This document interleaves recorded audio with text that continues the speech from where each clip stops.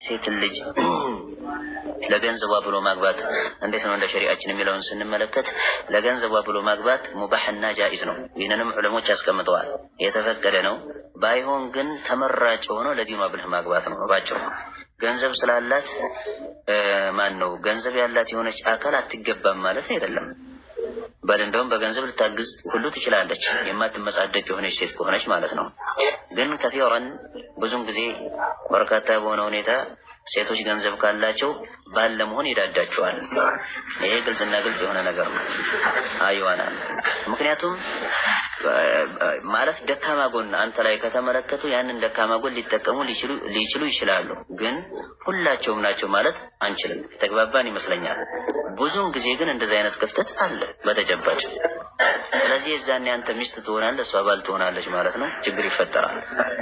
ተግባባን ይመስለኛል። ይህ ብሎ ማለት ሁሉም በዘርፉ ላይ ሲተጋ ነው ውጤቱ የሚከሰተው አይደለም እንዴ?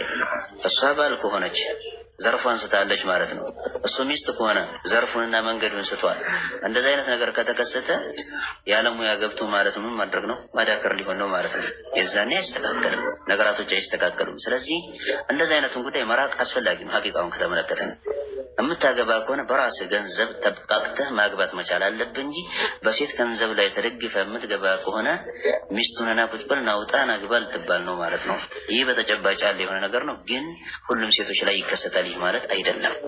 ሲጀመር الرجال قوامون على النساء ብሎ አላሁ ሱብሓነሁ ወተዓላ ተናግሯል። بما فضل الله بعضهم على بعض وبما انفقوا من اموالهم ብሎ አላሁ ሱብሓነሁ ወተዓላ ተናግሯል እኮ አይደለም እንዴ? ወንዶች እኮ ከሴቶች በላይ የሆኑት አንድ ከቁዋ አንፃር የበላይ ናቸው አይደለም እንዴ? የሴት ቁዋና የወንድ ቁዋ አቻ ነው።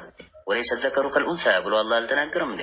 በመቀጠል በሁለተኛ ደረጃ ወቢማ አንፈቁ ሚን አምዋሊሂም ለጋሾች እነማን ናቸው? ወንዶች ናቸው። ለማን ነው የሚለግሱት? ለሚስቶች ለሴቶች ማለት ነው። ስለዚህ በዚህ ምን አድርጓቸዋል? አላህ በላጭ አድርጓቸዋል፣ ከሴቶች በላይ አድርጓቸዋል ማለት ነው።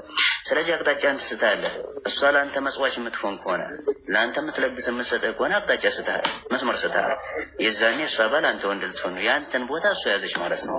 ይሁንና ግን አትገባም ማለት አይደለም። ለዚህ ሲባል ባይሆን የምትግባባ ከሆነ የማትመጻደቅ ከሆነ ያንተን ቦታ ነው ይይዛለሁኝ ብላ የማትነሳ ከሆነ ጃይዝ ነው፣ ችግር የለውም። መተጋገዝ ነው። ወተዓወኑ ዐለል ቢሪ ወተቅዋ ብሎ አላሁ ሱብሓነሁ ወተዓላ ተናግሯልና ማለት ነው።